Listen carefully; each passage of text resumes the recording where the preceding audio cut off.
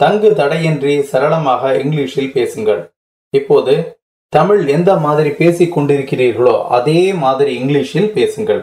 இப்போது செய்யாமல் இருக்கலாம் சூத்திரம் வழியாக ஸ்போக்கன் இங்கிலீஷ். செய்யாமல் இருக்கலாம் சூத்திரம் பற்றி விவரமாக தெரிந்து கொள்வோம். ஓகே, நெக்ஸ்ட் பேஜுக்கு போலாமா? செய்யாமல் இருக்கலாம் சூத்திரம்.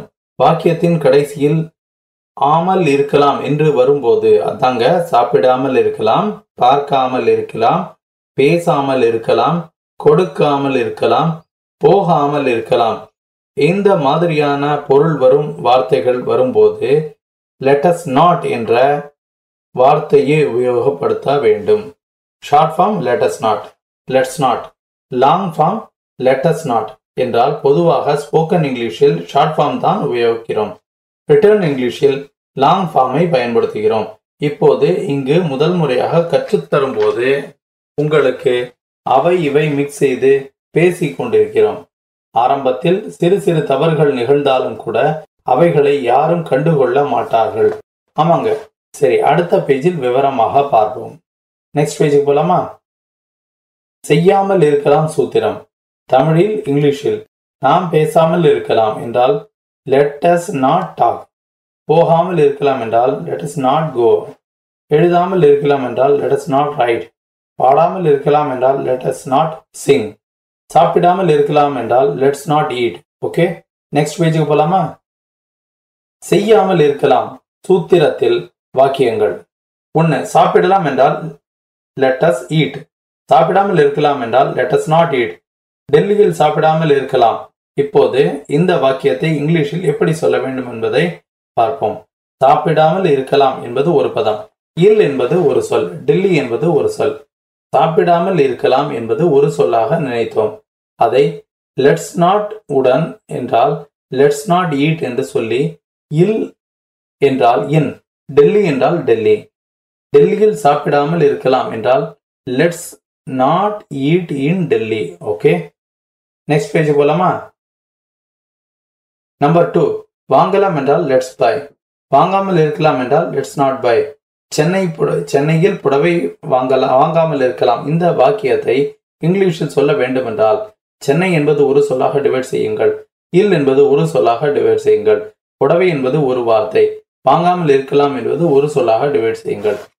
வாங்காமல் இருக்கலாம் என்றால் லெட்ஸ் நாட் பை சாரி என்றால் சாரி இல் என்றால் ய சாரி இல், இல் என்பது என்ன, ய சாரி என்பது புடவை, சென்னை என்றால் சென்னை. இப்போது நம்பர்கள் படி 1, 2, 3, 4 நம்பர்கள் படி சொன்னால் சென்னையில் புடவை வாங்காமல் இருக்கலாம் என்றால் let's not buy a sari in Chennai. Okay, next பேஜுக்கு போலாமா?